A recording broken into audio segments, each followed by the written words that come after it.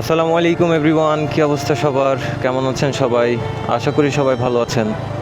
So আমি একটা বিষয়ে কথা বলার জন্য এখন রাত্রে বাজে 11টা, বাসা থেকে বের হয়ে আসছি আর কি।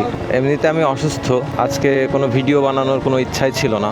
তো আপনারা বিকাল থেকে সোশ্যাল মিডিয়াতে দেখতেছেন যে আমাদের চুয়াডাঙ্গা স্ট্যান্ড বা শহীদ মিনারের পাশেই একটা মর্মান্তিক দুর্ঘটনা ঘটছে।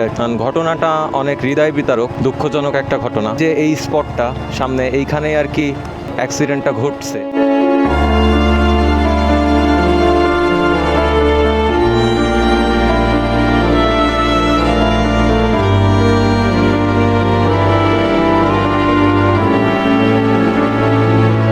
এটা বিষয় না, তবে আমাদের পুলিশ কর্মকর্তা সার্জেন্ট যারা বাইক ধরে তাদের ভেতরে অনেকেই আছে হচ্ছে হুটপাট করে আপনার হচ্ছে দূর থেকে এগ্রেসিভভাবে ধেয়ে আসে বাইকারের দিকে। এই বিষয় নিয়ে আর কি একটু কথা বলার জন্য আর কি অনেকক্ষণ ধরে চিন্তা ভাবনা করতেছি যে ভিডিও বানাবো কিনা। একটা বাইকার যদি রানিংয়ে থাকে বা স্পিডে থাকে, তো যখন একটা পুলিশ হুটপাট করে এসে নিয়ে লাঠি দিয়ে ভয় দেখাবে, তখন যে কেউ প্যানিক হয়ে যাইতে পারে, প্যানিক হয়ে একটা দুর্ঘটনা ঘটতে পারে। আর বাইক এমনই একটা মেশিন যেটা রানিং অবস্থায় যদি রাইডার প্যানিক হয়ে যায়, এর থেকে মরণঘাতী আর কোনো কিছু হইতে পারে না। তো যে সকল পুলিশ ভাইরা আছেন, যারা সার্জেন্ট, যারা বাইক ধরেন, পুলিশ সার্জেন্ট বা কনস্টেবল, তো তাদের কাছে আমার একটাই রিকোয়েস্ট যে আপনারা যখন একটা বাইক আটক করবেন, অবশ্যই পরিবেশ বুঝে বাইকটা আটক করবেন বা ডাউন দিবেন। কারণ একটা রাইডার দেখা যাচ্ছে অনেক গতিতে আসতেছে, আপনি হুট করে যদি তার সামনে চলে যান, সেখানে একটা দুর্ঘটনা ঘটতেই পারে।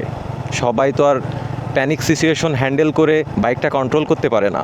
আপনি বড় জোর তাকে ধরতে পারলে একটা মামলা দিবেন। তো এটা সব পুলিশদেরকে বলতেছি না, কিছু কিছু পুলিশ আছে, পোস্ট অফিস মোড়ে মাঝে মাঝেই দাঁড়ায় থাকি, ওইখানে পুলিশ রেগুলার বাইক ধরে। তো আমি একদিন দেখতেছি যে হচ্ছে মানে ওইখানে প্রচুর ভিড়, ঠিক আছে। তো একজন কোম্পানির রিপ্রেজেন্টেটিভ, মেবি আপনার এসআর টাইপের, যাই হোক ওষুধ কোম্পানি কি না জানি না, ভদ্রলোক, ওনার মনে হয় পেপারস নাই, যাই হোক। তো পুলিশ দেখলাম যে 3-4 দিক থেকে মানে এগ্রেসিভভাবে দৌড়াই গেল। পুলিশ এমনভাবে গেছে, পোস্ট অফিস মোড়ের যে কাটাটা, ওই কাটার ওইখান থেকে ওই লোকটা দাম করে বাইক নিয়ে পড়ে গেছে। তো পড়ে গিয়ে অবশ্যই তো ব্যথা পাইছে, হয় মেজর কোনো ইস্যু হয় নাই, হইতেও তো পারতো। মানুষের জীবন ফেলনা না, আপনারা একটু সচেতন হবেন। আপনারা তো অনেক বাইক আটক করেন, তো এমনও আছে যে যার বাইক আটক করতেছেন সে একটু প্রভাবশালী হইলে কিন্তু তাকে ছেড়ে দেন। তার যদি একটা পরিচয় থাকে বা যদি তার পক্ষ হয়ে যদি কেউ কথা বলে, একটু প্রভাবশালী কেউ কথা বলে, আপনারা কিন্তু ছেড়ে দেন। আমার মনে হয় যে সমস্ত বাইক ধরা বা ডাউন দেওয়াটা রিস্কি মনে হবে আপনার কাছে, সেই সমস্ত বাইক ডাউন না দেওয়াটাই উচিত। আপনার সামনে থেকে জোরে চালায় বাউলি টাউলি দিয়ে চলে গেল,